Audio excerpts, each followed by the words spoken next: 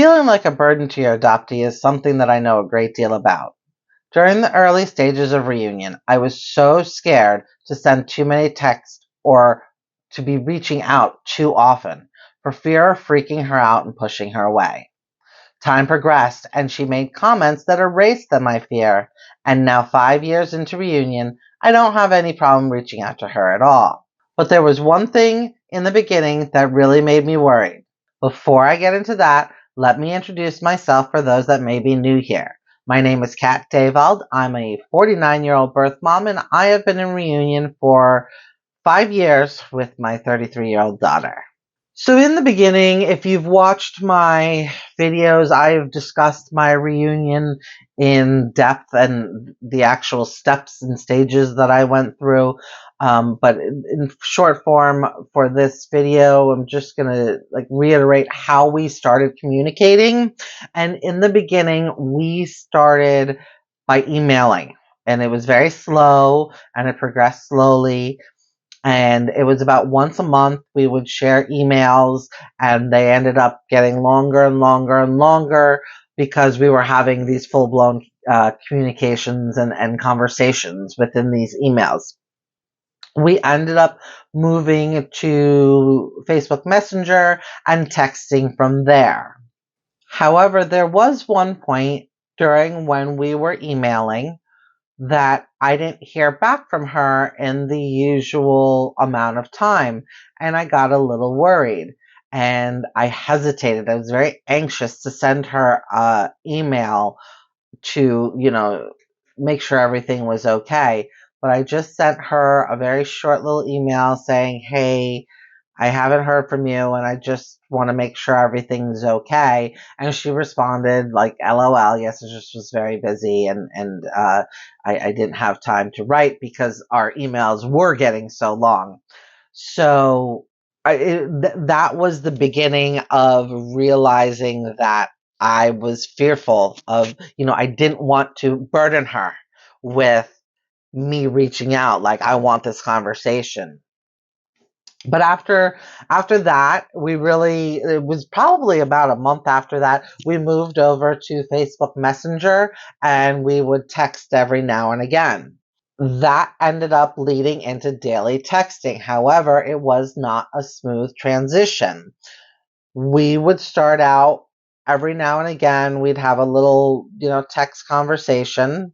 And over the next 6 months, we slowly started to move to daily texting. I was so scared to start texting her daily. That was not something that I was used to doing. And I will explain that why later. But it made me very nervous. I felt like I was bothering her, and I didn't want to be that person.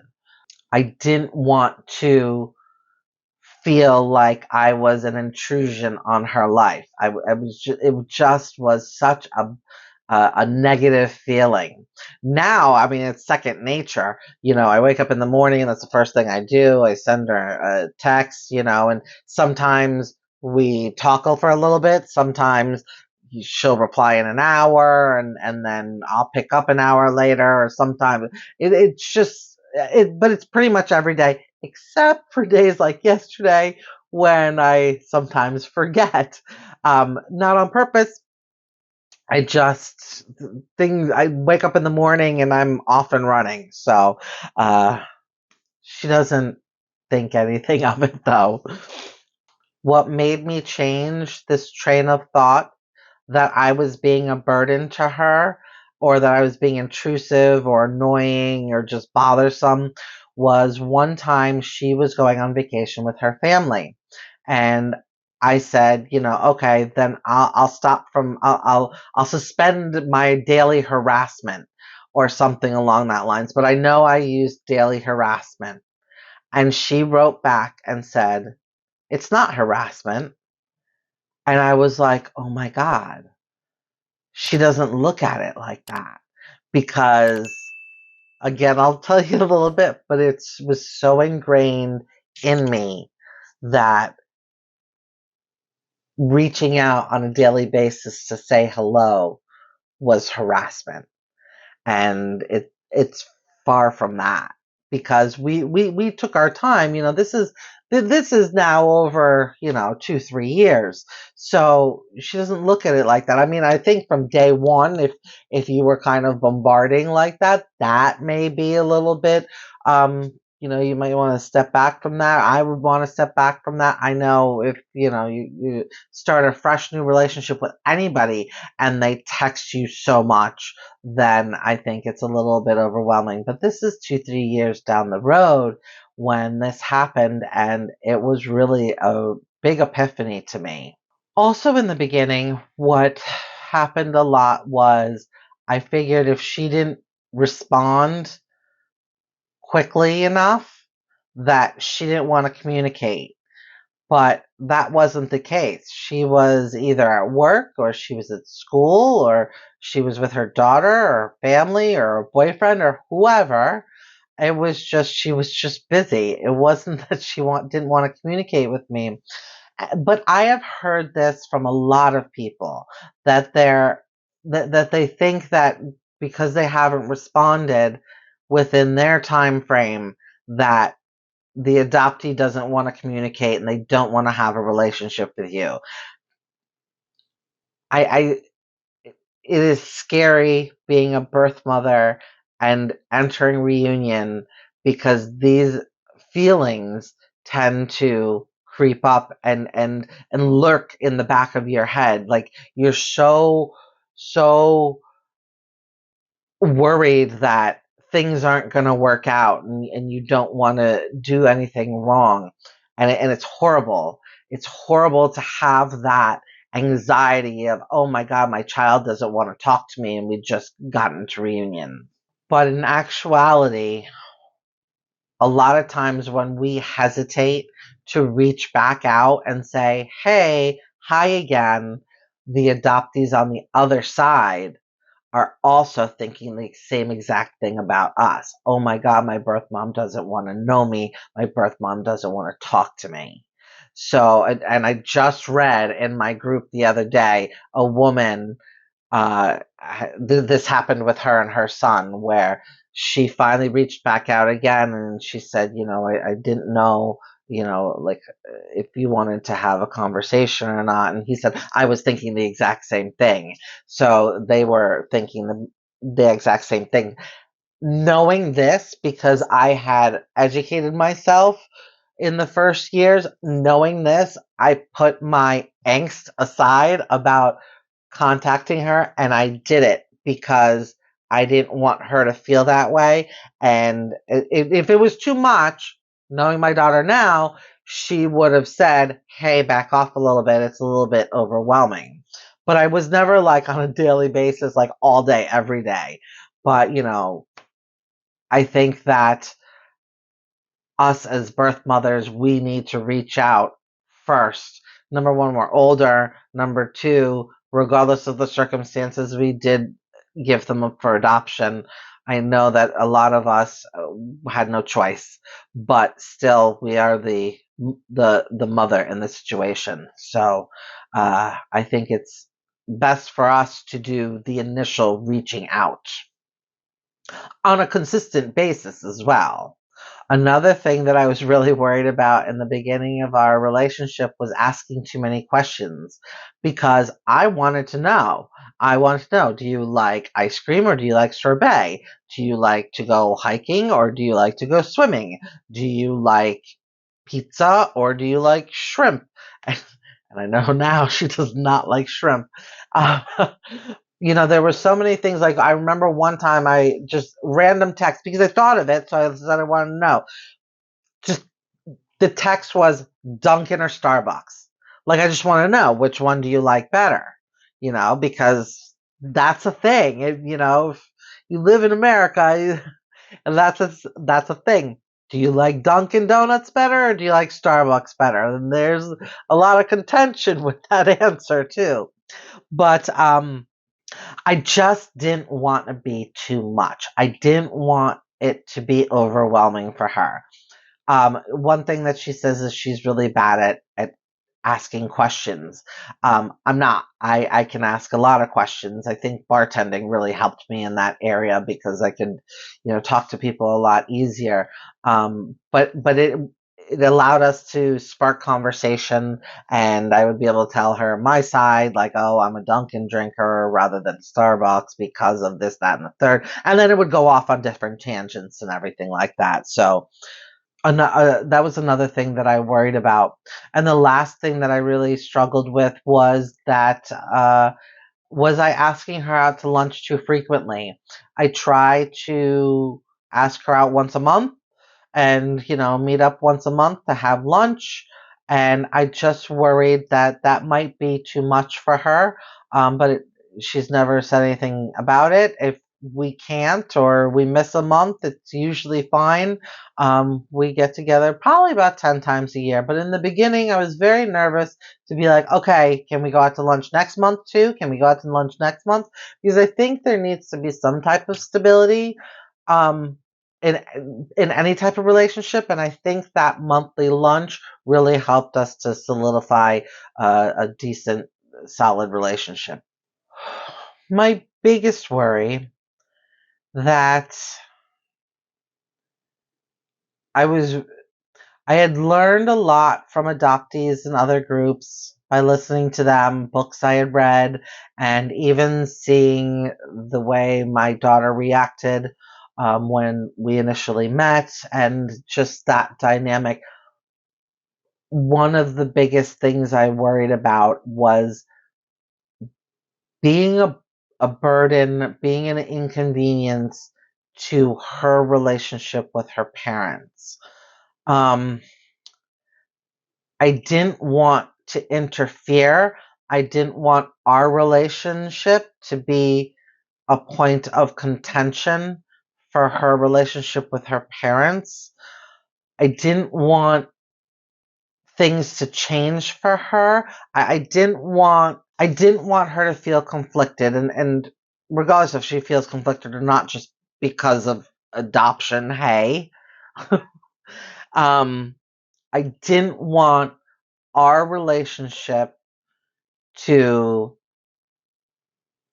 create a sense of, oh my God, like, not this is too hard, but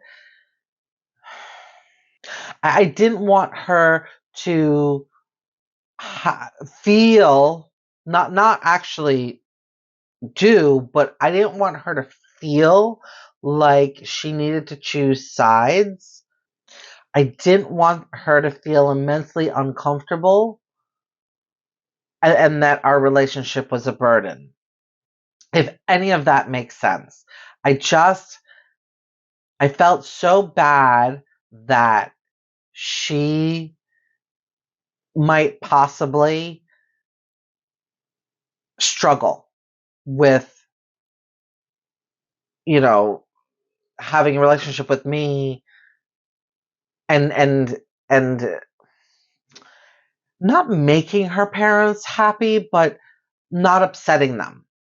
Because I read a lot about this and I listened to adoptees, and that's how they feel. Like they don't, like some adoptees, they don't go and find their parents or they don't go find their birth parents until their parents die because they don't want to hurt them. And like, I didn't want any of that for her. So what I did is, now this was like 2 years in, I wrote her a letter and I told her that I don't mind taking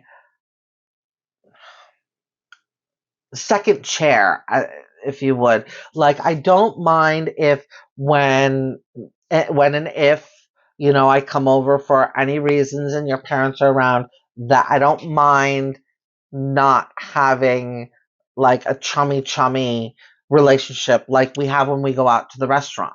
Like, we're much more candid, and especially now, we're much more comfortable with each other. We giggle, we laugh, we have a good time, we have a good conversation, everything. But I don't mind if she feels the need to not show that in front of her family if I'm ever around. I don't mind taking the back seat. And honestly, I don't. Because, I mean, yeah, it kind of sucks that I would have to do that, but having a relationship with my daughter is more important than not.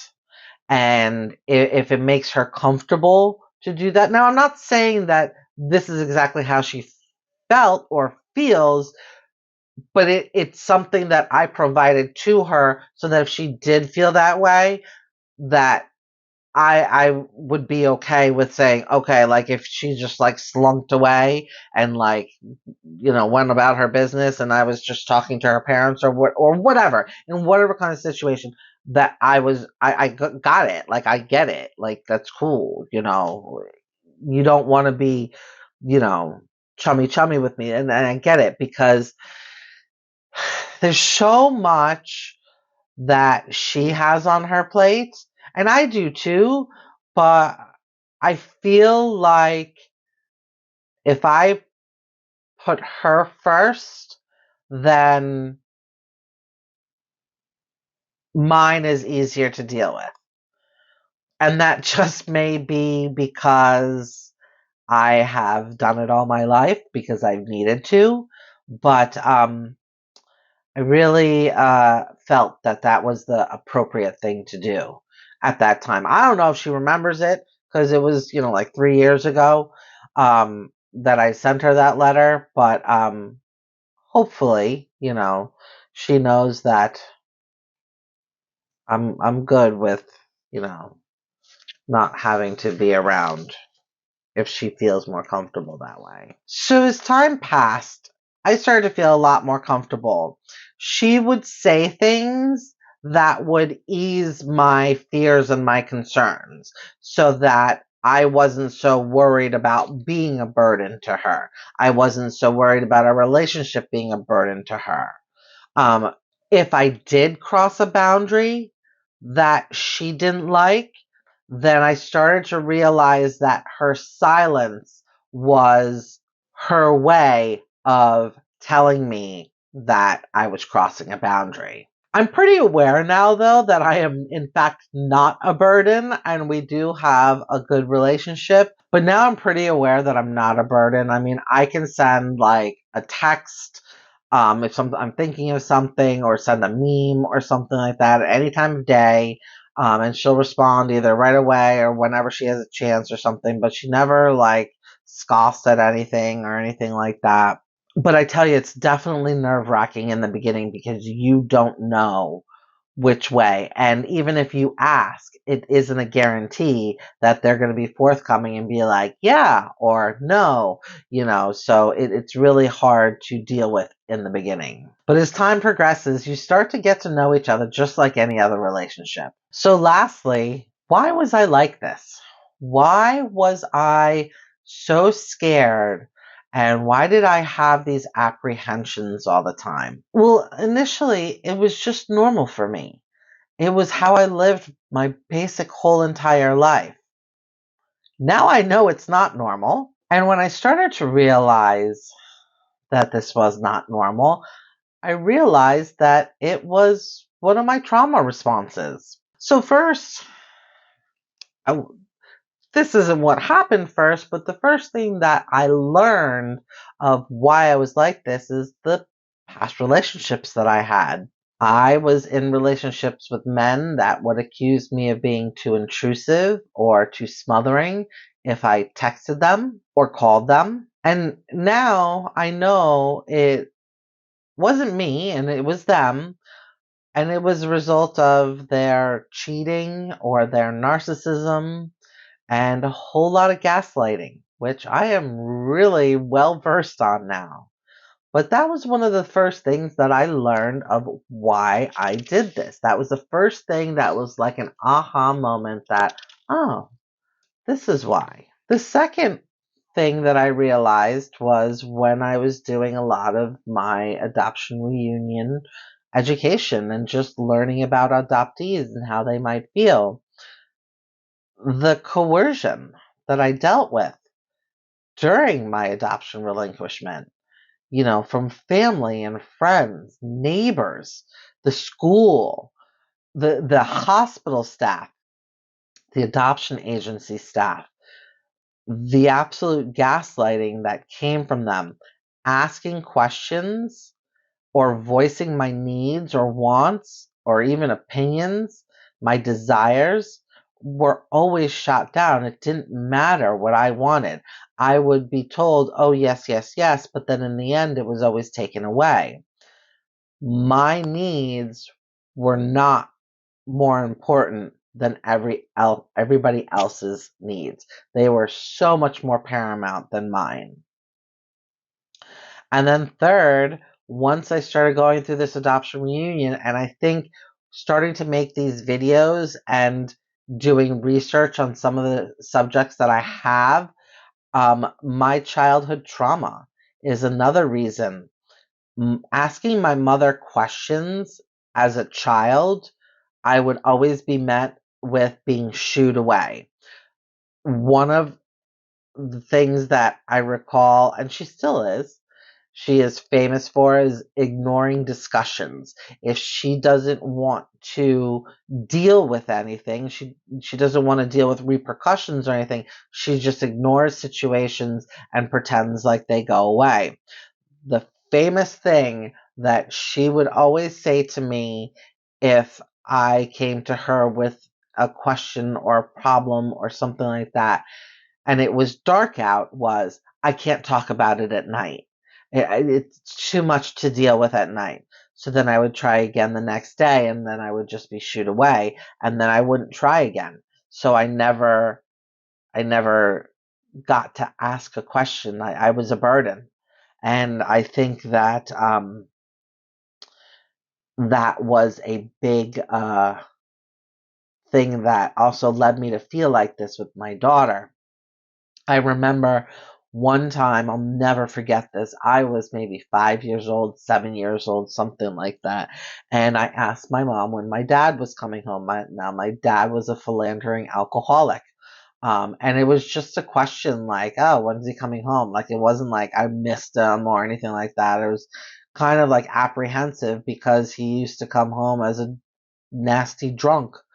So it was kind of more like, oh, when can I expect the upheaval to happen? But she took it as I wanted my daddy, which wasn't quite the case. And I remember him coming home, and I remember she had already put us to bed, but I was awake, and I remember, or maybe she woke me up, I don't know, but I remember her screaming at him about, you know what she asked me? She asked me when you were coming home. Your children want you at home, and blah blah blah. And then I don't remember what he did, just ignored her or left again. I don't remember, but yeah, my mother was crying, so that taught me not to ask questions, and all of that, left a really lasting impression on how I approached adoption reunion with my daughter. Thankfully, it's worked out fine. Thankfully, I've come to these realizations, and I know that uh,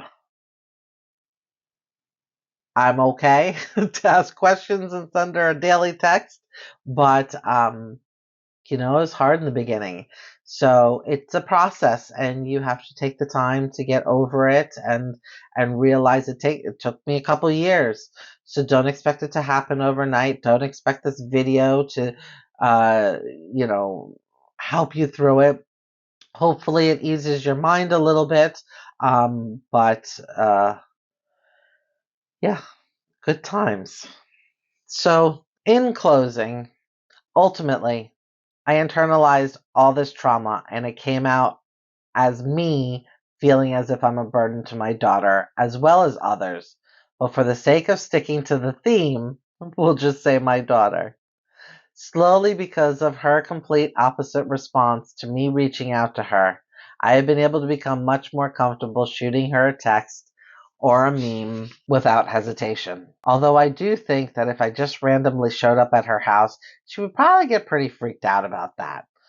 But nevertheless, if you're feeling this way too, perhaps it's a trauma response for you as well, and you can look within yourself to try and see where it comes from for you. I wouldn't be too afraid to ask them how they feel either. You may you may be surprised just like I was. That's all for today. Thanks for watching. Bye bye.